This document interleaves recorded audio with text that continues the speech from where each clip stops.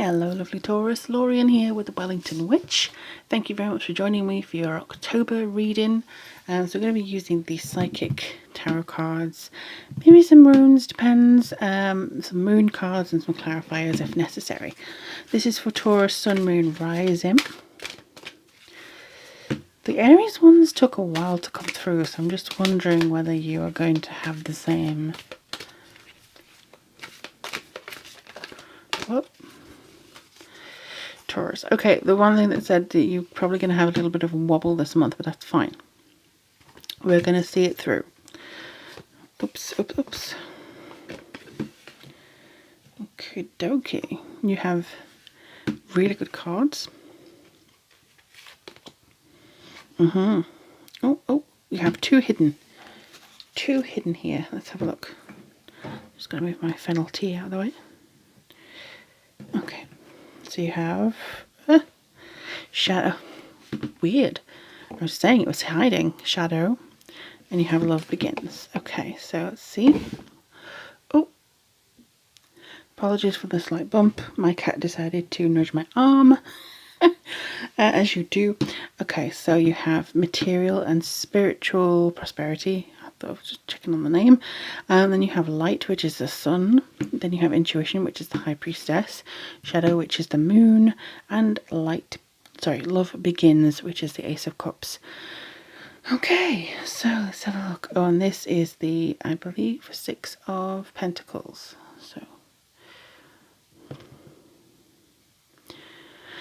alright, so one thing that they're saying is the Mars in retrograde is actually going to be pretty okay for you, depending on where it fits in your actual chart, but it does feel a little bit like it's more beneficial for you than other signs. Reason being that you are fixed, you're a fixed sign, so that just means that you like getting into sort of like your ways, your patterns. If you don't like a pattern, you will start a new one, and if you don't like a habit, you'll try and get a new habit. But it does feel like there's been some changes recently in regards to how you are seeing certain things about your current predicament. I feel like there's a balance that's necessary. This has come out several times so far. It just feels a little bit like there's more to understand about what you're wanting to gain from October. Now, October we have Mars in retrograde, we have Mercury going retrograde halfway through the month, so you may start to feel more inward than normal, more isolated potentially than normal as well, because of the feeling of going within. Now the shadow with the moon here, it is about going within, it is about understanding the darker self. You may think, oh, sometimes I'm really terrible, or sometimes I shouldn't have said that, or you're picking apart things that maybe you feel like you put in a negative light, or maybe you're in a mood one day and you wonder, oh, maybe should I do this or should I do that. There is a darker element here. It's because there is a focus on inwards kind of feelings. There may be a frustration that nothing does seem to be moving forwards, even though you are a fixed sign. You like things to be like a steady conveyor belt. Things always moving forwards, things continuously moving, not suddenly jerking off to the side necessarily, because that would get you out of sorts, but it's definitely continuous movement. You like it like a steady rowing boat. That's the kind of image that I get for you. You like continuing to row the boat forward momentum. So for whatever reason, it feels like at some point there is going to be a little bit of wobble. The cards don't say this. This is just something that I get in for you guys regardless. The cards actually say that you're pretty much fine, which I do feel for the most part you are. But it does feel a little bit like you are dealing with some kind of maybe past life demons, present life demons even. And I don't mean demon in the physical form, I mean like the metaphorical form, like things that just continue to bother you, things that just continue to kind of come up as a theme in your life, or come up as a thing that you can't really get rid of as much as you want to try. So it just feels a little bit like that to me. However, your intuitions should be on point here. Your material needs are being met. I think For some of you, your material needs are being met, but your spirituality isn't. And for others, your spirituality isn't being met, but your material needs are. Did I just say that the same way? Anyway, whichever one it is. See, Mars in retrograde just makes me go, huh? A little bit. So I do apologise if that was very confusing. But yeah, either way, if your material needs are being met, your spiritual isn't. If your spiritual needs are being met, but your material needs aren't. That way. And then we have the light, which is the sun. So you should be feeling some more enlightenment coming in here. The sun's actually quite a nice, blossoming, warm feeling. It feels to me as though you're going to have some enlightenment and some assurances about what you're doing and being on the right path, because your intuition seems to be guiding you a little bit more as well. It's almost like the door is illuminating. Something's coming through the door here. It's like she's behind the door, making sure your illumination, your understanding of things, you know that this is in your future almost. So you have the sun here, you have beauty here, you have the, I know this is in my future. I know this balance is in my future. But what is this here? What am I doing here? What can I do to further myself? Are there some expectations that I have to put to rest here? Are there some people or opinions or processes that I have to put to rest here? Are there some things that I need to explore? I know a lot of people do shadow work in journals, so maybe bringing up some fears that you're a little bit worried about, you know? The moon is about fear and, illusion, things not being maybe as they seem, and sometimes a little bit of paranoia.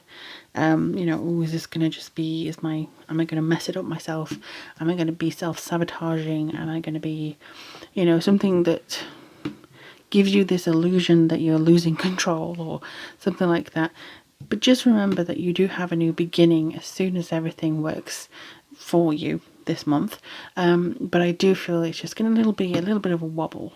Maybe mid-month, maybe when Mercury goes retrograde, actually, because it does feel like slap bang in the middle of October, which is coincidentally around the time of the new moon in Libra as well. But it does feel a little bit like, because we have 2 full moons bookending the month, we have one on the 1st, one on the 31st, Halloween. So it's going to be a kind of spotlight on the middle.